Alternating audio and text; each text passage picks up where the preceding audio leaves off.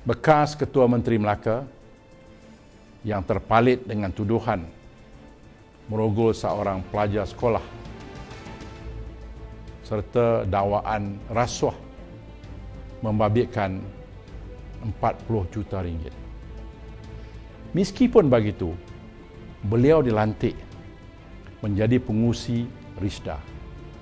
Kita tahu bahawa RISDA adalah agensi pekebun kecil yang amat penting kepada ekonomi orang Melayu. Hampir 1 juta peneroka dan ahli keluarga menyertai rancangan-rancangan Tanah RISDA. Meskipun diberi jawatan yang sebegitu penting, Rahim masih mahu sekali lagi merasakan kuasa politik yang terlepas dari genggamannya apabila beliau terpalit dengan tuduhan rogol dan rasuah. Justru beliau berikhtiar untuk mendapatkan perhatian Perdana Menteri Najib Tun Razak supaya diberi tempat untuk bertanding pada pilihan raya umum akan datang, dan lebih penting diberi kedudukan dalam kerajaan pimpinan Najib. Kita tahu Najib dan Rahim mempunyai satu persamaan. Maksud saya, persamaan bukan itu, tetapi musuh politik utama mereka ialah Anwar Ibrahim. Oleh itu, jika Rahim boleh meyakinkan Najib bahawa beliau mempunyai sebuah video yang boleh mengenakan Anwar, sudah tentu pada pandangan Rahim beliau akan mendapat pujian dan ganjaran setimpal daripada Najib. Bagaimana pula pembabitan SK?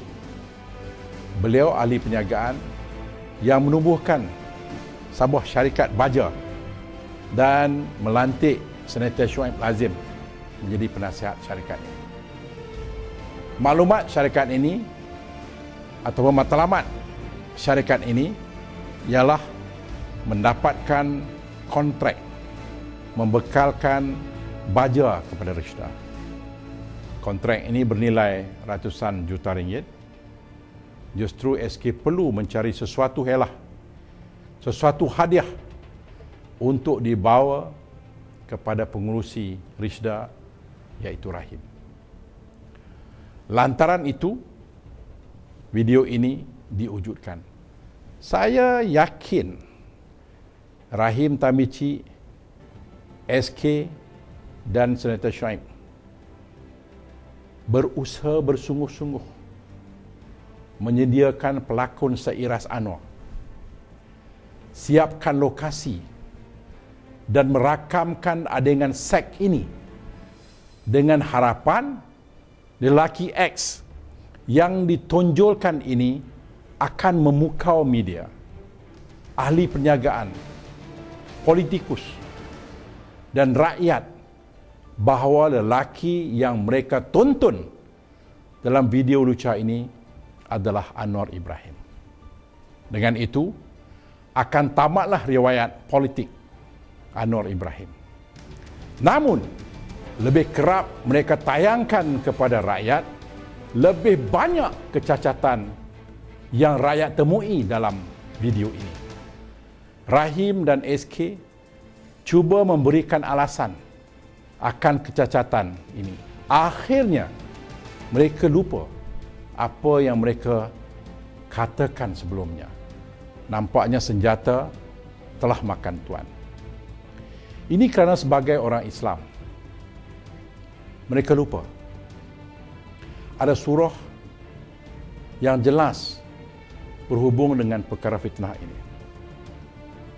Allah berfirman dalam surah An-Nur ayat 11 hingga 19 yang membawa maksud, sesungguhnya orang-orang yang membawa berita yang amat dusta itu ialah segolongan dari kalangan kamu. Jangan kamu menyangka berita dusta itu buruk bagi kamu. Bahkan ia baik bagi kamu. Tiap-tiap seorang di antara mereka akan beroleh hukuman sepadan dengan kesalahan yang dilakukannya itu.